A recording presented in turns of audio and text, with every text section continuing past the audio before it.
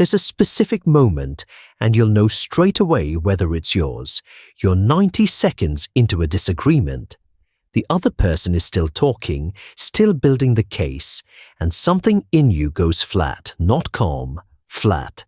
You can hear the words. You have stopped assembling a reply. You say fine, you say okay, sure. You look at a point about 4 inches to the left of their face. Then an hour later in the shower, the whole argument comes back fully formed, every response you should have made in perfect order. Far too late to be any use. If that's you, you've been told what it means, that you're conflict avoidant, that you're punishing people with silence, that your heart rate crossed some magic number and your nervous system took the wheel. I went and checked. Most of what gets repeated about this is shakier than you'd expect. What survives is stranger. Start with a story everyone repeats, which comes from John Gottman's lab. During conflict, a partner's heart rate passes 100 beats a minute. They become what Gottman called flooded, and they shut down. 85% of the people who do this, the claim goes, are men. That 85% figure appears in Gottman's popular books. I could not find it in a peer-reviewed paper with a stated sample and method, and in 2001, Richard Heyman and Amy Slepp showed something else. The lab's famous divorce prediction equations were built and tested on the same couples. Test them on couples the model hasn't seen, and the accuracy collapses. But the deeper problem is the mechanism, the idea that the aroused person goes quiet in order to escape the arousal has a name. Researchers call it the escape conditioning hypothesis. And people have tested it directly. In 2009, David Vogel, Ronald Werner Wilson and colleagues studied 64 American couples. They measured skin conductance during problem-solving conversations.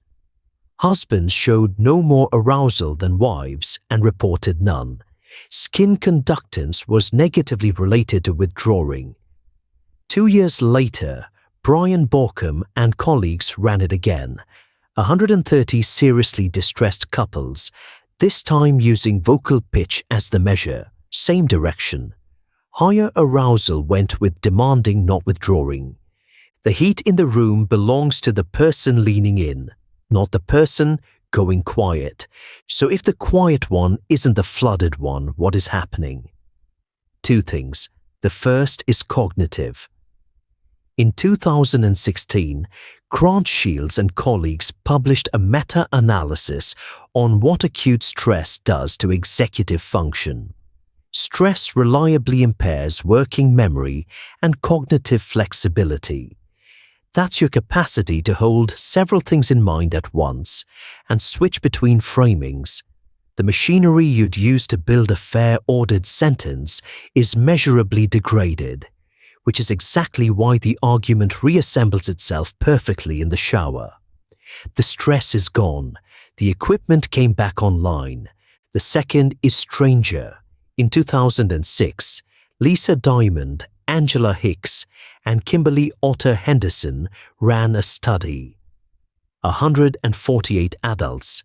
They put them through stresses and difficult conversations while measuring skin conductance. People high in attachment avoidance showed escalating physiological reactivity, while reporting that they felt fine. The elevation doesn't turn up in every study. Reviews find that part is context-dependent. The gap does. When avoidant people's bodies are activated, they are less likely than other people to report feeling anything at all, so the quiet person may genuinely believe they're calm, not lying, just not reading their own instruments. Now the other side of the room. Take the still face paradigm, first run by Ed Tronick and colleagues in the 1970s. A parent faces their infant, interacts normally, then holds a completely blank expression. A 2009 meta-analysis by Judy Messman and colleagues covered more than 80 studies. The effect is strikingly robust. It holds across infant gender, across risk status, across variations in procedure.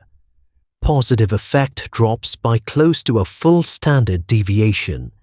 Infants protest, reach, then give up and look away. A face that has gone unresponsive is not processed as neutral. It's processed as a rupture long before anyone has language. Hold both of those at once. One person has lost access to language. The other is receiving what their nervous system files as exclusion, which brings us to the distinction that matters. It isn't stonewalling versus self-protection as two types of person. It's what the silence is for. In 2019, Karen Prager and colleagues ran a 21-night diary study. 115 people in cohabiting couples. On nights when someone withdrew after conflict, both partners recovered worse. Sharpest when the withdrawal was meant to punish, but withdrawing from a partner who was being punitive actually protected the person who withdrew. Same behavior, opposite function, opposite result. And from the outside, they look identical. That is the entire problem. Because here's the cost you don't get to opt out of. In 2021, Eri Sasaki and Nicola Overall studied 162 couples in recorded conflict, and 151 more through daily life. When one partner went quiet while the other was being negative and direct, something showed up. Lower perceived responsiveness, lower satisfaction. Even when withdrawing was the reasonable response, it still registered as, this person is not there for me. And it isn't only perception. Emily Butler and James Gross showed something in 2003. Pairs of strangers had a difficult conversation, and one of them was told to hide her feelings. Her partner's blood pressure rose. The partner didn't know. Her cardiovascular system did. One honest caveat because you deserve it. At any given moment, this pattern tracks with unhappiness reliably. A meta-analysis by Paul Schrott and colleagues covered 74 studies and over 14,000 people. It found a moderate, consistent association, but whether it predicts decline over years is genuinely mixed. Anyone telling you your silence guarantees the end of your relationship is going past the evidence. So what do you do with this? Not communicate better. The damage isn't in the pause, it's in the pause being uninterpretable. The other person is receiving a blank signal and filling it in with the worst reading available. Because that is what we do with absence. Say the one thing you can still say while the rest is offline. I'm not walking away from you. I've lost my words. Give me 20 minutes. That isn't a technique. It's supplying the piece of information the silence is missing. And if you're the one being gone quiet on, the flat face across from you is very unlikely to be contempt. It's far more likely to be someone whose working memory has stopped serving them. Sitting in a body they can't read. Neither of you is being cold. You're both just alone, in the same room at the same time. Thank you for watching all the way to the end. If this video gave you something to think about, do one small thing. Subscribe to Cool My Mind Psychology. Every video here unpacks the hidden psychology behind how we think, feel, and act. And subscribing is how you'll never miss the next one. Take care of your mind, and I will see you in the next video.